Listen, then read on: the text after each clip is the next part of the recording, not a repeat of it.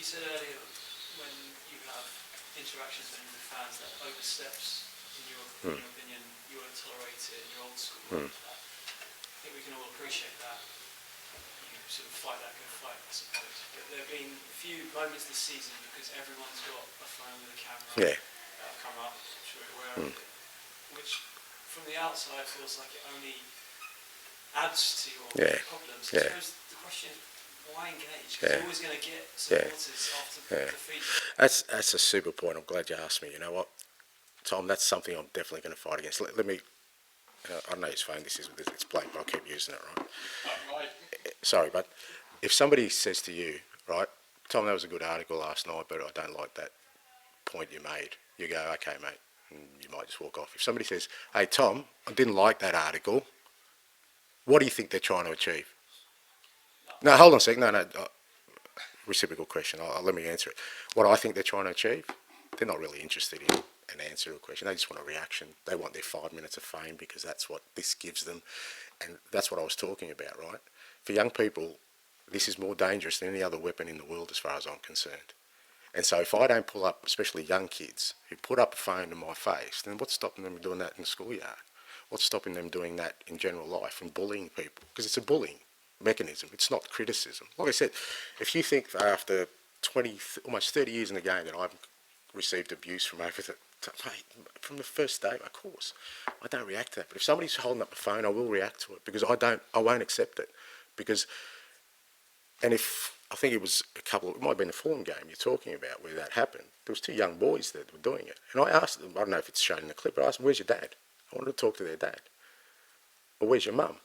And they got slightly sheepish and embarrassed because it's not criticism I'm reacting to. It's them holding up a phone. Why are you holding up a phone? What are you trying to do? So you can put it on social media and say, look, I got Ange Postecoglou to react. Isn't that great? So now I can take it. I'm 60 years old. I don't care. What if they do that in the schoolyard? What if they do that in general life? What if they do that to you, Tom? You know, somebody's walking around and not criticising you because you'll say, yeah, mate, I'm a big boy and handle it. But they put a phone in your face to do it. As soon as I see a phone, mate, I'm going to react. I'm not going to accept. Now, hopefully, I could be wrong, I didn't swear in that, or there wasn't abusive in that. All I asked was a simple question, right? And I'm always going to do that. And like I said, I'm fighting the good fight. Okay, that sounds a bit contrite that, you know, he's this old man who's just going to rail against society. But as I said at the outset, I'm not going to be one of these people that accepts just whatever's put in front. I'm not going to do it, mate. I'm just not that stage of my life where I'm just going to accept people trying to bully or antagonise me or trying to do things that I think show total disrespect. And again, I'm not talking about somebody just shouting over the fence at me, okay? Very specific about that. And like I said, that's happened a few times and I always react to it and I always will. I think we can all appreciate that. I think, to be honest, as a dad and kids, I like that message. It's great. It's just, I suppose, why do you feel like you need to to take on that responsibility where you're almost trying to do a sort of social good by responding? It's only causing me to ask you questions. Yeah, because I just feel it's right. You know, sometimes you just got to do the right thing, mate, and it's what I believe in. You know, I'm not going to. I've said many times I've made a real conscious effort of not letting the game change me as a person. It's what I believe in, and to be, you know, just to be absolute, I'm not a perfect human being, mate. I'll make plenty of mistakes, but there's certain values that I'll carry through to the day I die. Like you, I've got kids, I've got boys. You know, my wife will ban them having a phone till they're 18, I reckon, if she can get away with it, right? Not because of anything else. Is like I said, I really fear for where that kind of thing's heading. So I'm not going to accept it. It's the same. It's no different to VAR. Obviously, this is a social issue. That's a football issue, but I'm going to stand up for what I believe is right. Now, people may disagree with me. I understand that, but part of society is having those kind of dissenting voices to maybe ask those questions, right? I'm happy to take that on. And I understand your question. You're saying, well, it just piles extra pressure on me. That doesn't necessarily too, but I don't see it as pressure. I see it as a responsibility I have while I'm in this, you know, in this sort of public spotlight to call out what I think is not right. And I'll happily take on that responsibility. And just finally, you were saying about being a lone voice on VAR. I don't know how it works with managers anymore after games. You know, the old take a chat, and maybe that doesn't happen as much No, anymore, it doesn't. but No. when you do get chances to speak to other managers, do you feel a lone voice in that sense? Do they see your point of view? I don't know. It's not really discussions I've had. I know every time we sort of get together, that there's you know, the league brings all the managers together, and there's the usual sort of, everyone's got their own personal gripes. But I don't sense as a unified sort of feeling that, what I keep hearing is that everyone, most managers want VAR, or they're happy with VAR.